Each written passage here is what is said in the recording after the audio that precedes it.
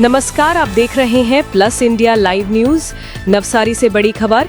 इस साल सर्वश्रेष्ठ श्री गणेश पंडाल महोत्सव 2025 प्रतियोगिता का आयोजन किया जा रहा है।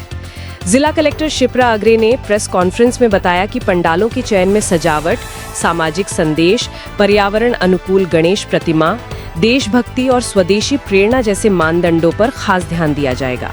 विजेताओं को आकर्षक पुरस्कार भी दिए जाएंगे। प्रथम स्थान पर 5 लाख, द्वितीय पर 3 लाख और तृतीय स्थान पर 1.5 लाख रुपए। वहीं पर्यावरण अनुकूल पंडालों को भी नगर निगम की ओर से 50,000 तक का नकद इनाम मिलेगा। कलेक्टर ने सभी गणेश मंडलों से अपील की है कि परंपरा, संस्कृति और पर्यावरण संरक्षण के संदेश को आगे बढ़ाते हुए इस प्रतियोगिता में अधिक से अधिक भाग लें। युवक सेवा અને સાંસ્કૃતિક પ્રવૃત્તિઓની કચેરી ગાંધીનગર તરફથી ગણપતિ બાપાનું જ્યારે આગમન થઈ રહ્યું છે ત્યારે શ્રેષ્ઠ શ્રી ગણેશ પંડાલ પ્રતિયોગિતા 2025નું આયોજન કરવામાં આવ્યું છે। સાઉથ ગુજરાતમાં અને નવસારીમાં બહુ સારી રીતે રંગેચંગે ગણપતિ બાપાના આગમનની અને 10 દિવસની ઉજવણી કરવામાં આવી છે।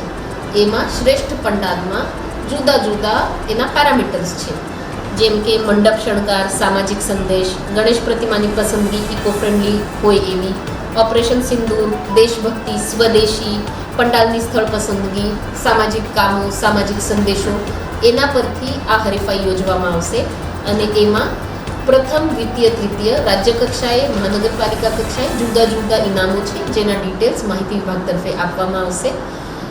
રાજ્ય કક્ષાએ જિલ્લાઓમાંથી સિલેક્ટેડ 3 પ્રાઇઝ છે। પુરસ્કારની રકમ 5 લાખ, 3 લાખ અને 1 લાખ એવી માતબર છે।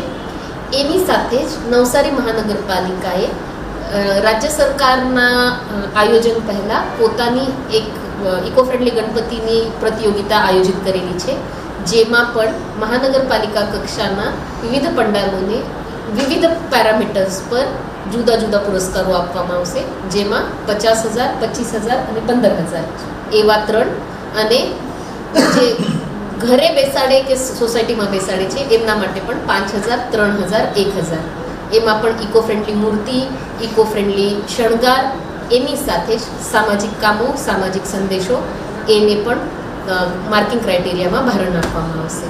નાગરિકોને આવાહન છે કે આપણા વડાપ્રધાનશ્રી, આપણા મુખ્યમંત્રીશ્રી આપણા નાની નાની સેલિબ્રેશનમાં દેશ માટે એટલો વિચાર કરતા હોય તો આપણે પણ સૌ મળીને એમાં જોડાવું જોઈએ।